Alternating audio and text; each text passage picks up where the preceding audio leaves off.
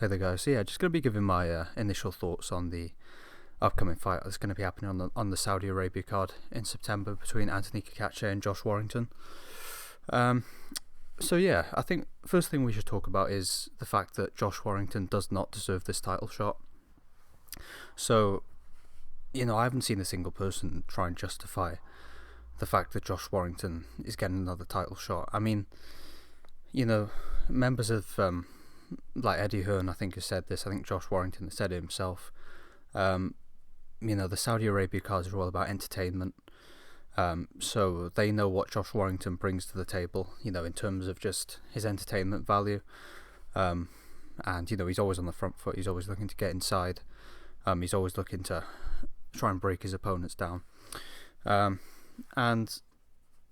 understand where they're coming from and all, but, I mean, they paid off the IBF mandatory, who is Eduardo Nunes, who beat Rakimov in February, who absolutely dominated Rakimov, who's, a former world champion.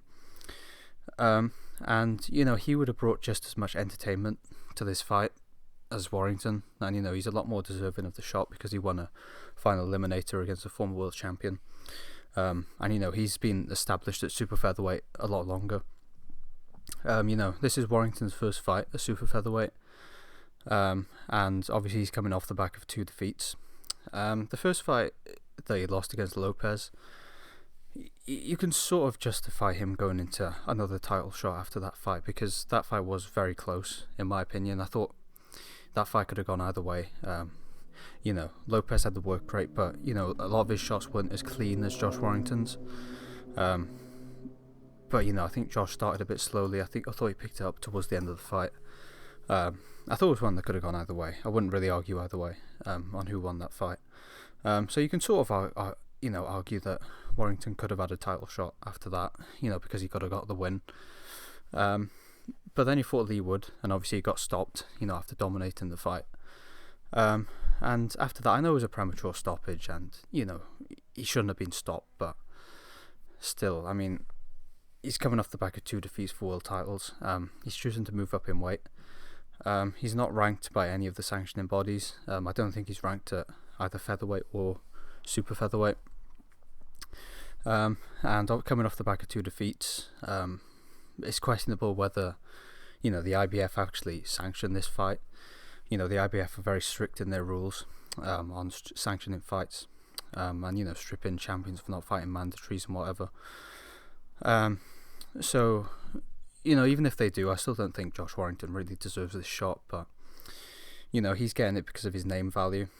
And, he's been calling for another big fight. I think fighters sometimes in the modern era, they don't, a lot of guys, you see a lot of guys who claim they're being ducked, when they're not fighting for world titles. You see like these prospects on the way up. No one wants to fight me. I'm being ducked. I'm too dangerous for these guys at the top of the division.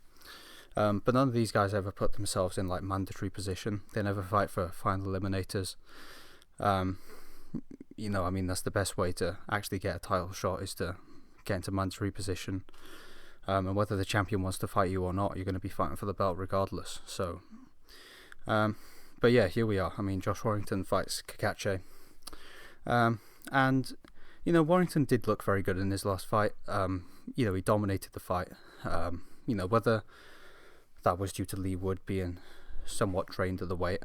I think Warrington's a lot better than Lee Wood, just from a technical point of view. I think he's a better athlete. I just think he's got a lot more to his game than Lee Wood. I did pick him to win that fight, but, he just got caught. I mean, he showed a bit of a low IQ when he chose to really go for the round after the point deduction. I mean, he was pretty much winning every single round up to that point. I mean, he got a point deduction for rabbit punching, which, I mean, I don't really think he should have had a point deducted, but, from that point on, he chose to really push the round, take risks, dive in with shots, to really try and win the round. And obviously he ended up getting caught by like a right hook, and he got dropped heavily. But But to be fair, I mean, he was winning every single round pretty much. I mean, he was well ahead on the scorecards. Lee Wood didn't really look like he was going to turn the tide at all. He was just getting schooled. So, I mean, there was no reason to push the fight like that. There was no reason to take those risks, just to try and get one round on the scorecards. I mean, the round was very close anyway. I mean, it could have been a 9-9 round. So, I don't really see why he did push that. And, I mean, he obviously got dropped in the last 10 seconds, even if the ref would have let him carry on. I mean, it would have been a 10-7 round anyway. So he would have just fucked himself even more. So I did think he showed a bit of a low fight IQ in that fight. As he has shown in the past, when he fought Mauricio Lara, this Mexican brawler, everyone knows what he's bringing to the table. He chose to just stand there and have a war with him. And when he fought Lopez, I mean, there was just no jab, but there was no straight shots. It was just sort of that Felix Sturm type of fighting where you just soak all of his shots up on the guard. And then fire back with shots of your own. But Warrington doesn't really have like the power that Felix Sturm had. He doesn't really have the skills that Sturm had. He can't really fight that way against Lopez. Someone who was very high volume, very unorthodox. And when he was throwing straight shots, I mean they were landing on the target each time. And he just did. He threw about 5 jabs the whole fight. So. Warrington to me is someone who's very talented. He's very technically good. He's got very good defense. He's a very good athlete. He can throw punches at a high pace for 12 rounds. I think he hits a bit harder than people think. He's very tough. Very good inside fighter. And he can fight from the outside as well. I think he's very talented, but I think his mentality gets him in trouble sometimes. I just don't think he has a very high fight IQ. I think he should have, to be fair, I think he probably should have beaten all the guys he's lost to. I think he should have beaten Lara. I think he should have beaten Lopez. I think he should have beaten Lee Wood. But he didn't. And I mean, going into this fight against Cacace, there are some things I see that Warrington can do against Cacace. I mean, you look at Anthony Cacace's fight against Michael Magnesi. Michael Magnesi was quite a rudimentary pressure fighter, quite basic. He was able to give Cacace a lot of problems. And Cacace was just like on the back foot all night. He was holding excessively, using very exploitative tactics. And that's something I've noticed from Cacace. He's a very dirty fighter. Like in his fight against Cordina, he landed that huge shot on the break. He was throwing low blows all night. And he's someone who gets very rough in the ring. But yeah, I thought Magnesi probably did enough to win that fight. I thought it was quite close, but I thought Magnesi probably did enough to win. So there are definitely things that Warrington can do. If someone who's as basic as that can get inside and just sort of rough Cacace up, I definitely think there's a lot of room for Warrington to do something. And I think Anthony Cacace, to be fair, I never would have expected him to do a job on Joe Cordina like that. I know Joe Cordina was weight trained, but that guy's one of the biggest fighters at super featherweight. He's got good skills. He can fight inside. He's got good power. He did show a good chin in his career up to that point. And I just thought he had quite a lot of talent. I thought he was quite gifted. When he had a good amateur background. And I wouldn't have really expected Anthony Cacace to do that job on him. And maybe it was circumstantial. Joe Cordina did look pretty bad against Edward Vasquez, so maybe it was a bit drained. But Cacace really showed that he had that ambition, he had that drive. He really fought as if it was his last chance, to win a world title.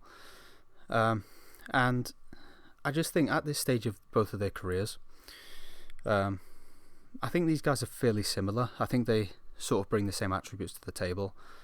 I think both of these guys are tough. I think both of them have very good stamina. They can fight at a high pace for 12 rounds. Both guys can fight inside or outside. I think Warrington's a bit better. I think he's better technically. I think he's a lot more defensively sound. Cacace is fairly easy to hit sometimes. But I think at this stage of their careers, Anthony Cacace has been someone who has been quite inactive. I think he's only had 21 fights in his whole career. I think he's about 35, so that's pretty much nothing for someone of his age. And even though Warrington's a couple of years younger, I believe, I definitely think he's got more miles on the clock. Look at the punishing fights he's been in, like the Lara fight, the Lee Wood fight, the Lopez fight. I mean, Kiko Martinez broke his jaw. I definitely think he's got a lot more miles on the clock. And getting dropped like he did in his last fight, I don't think he gets buzzed from that shot in his prime. Like when he fought Carl Frampton, I think he would have taken that shot at his prime. And he's coming up a weight division. Anthony Cacace is a really big super featherweight. He just beat one of the biggest guys in the division, in Joe Cordina. Beat him up, stopped him. I think Cacace is probably going to hit. I think Warrington's going to really feel Cacace's power just because he's so big. And just based on what these guys have got left, I definitely think Cacace's got a lot more left in the tank. And we don't really know how Warrington's going to adjust to the weight. And another thing, I mean, Josh Warrington, he's really used his physical strength to his advantage. He's someone who's very physically strong as a featherweight. He can really throw his opponents around the ring. Very strong on the inside. When he's facing someone who's a lot bigger than him, that physical strength's going to be decreased. And the way I see this fight going, I think this fight will be very competitive. I think it'll be very entertaining. And I think it'll be a bit of a dogfight. I think both guys are just going to stand in the centre of the ring and just have it out. But I don't really think Warrington's going to be able to hurt Cacace. I don't think he's going to be able to put a dent in him. I mean, Joe Cordina, who's like knocked Ogawa Spark out, he dropped Rakimov. He couldn't even hurt Cacace with his best shots. So I don't really think Warrington's going to be able to hurt him. And this fight might come down to who's fresher. I think it's going to be a very grueling fight. I just think Cacace's superior physical size and his freshness, I think he might get the job done. I think the size and strength in this fight is definitely going to play a factor. I think this fight will be very competitive, but I think towards the end of the fight, I think Cacace might start to take over a bit, just based on his freshness. And I think he might, give Warrington a bit of a beating down the stretch. I just think he'll probably have too much for him late. And I can see him either getting him out of there, or I can see a points win. But yeah, at this point of their careers, I just think Cacace's got a bit more left in the tank. I just think he's the bigger man, and I think he's just got most of the advantages in this fight. Even though I think Warrington's a better fighter, I just think there's more in favour of Cacace in this fight. And I think he'll probably win.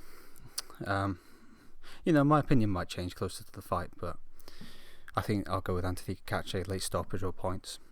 So yeah, let me know what you guys think in the comments, whether you agree or disagree. And yeah, thanks for watching, and God bless.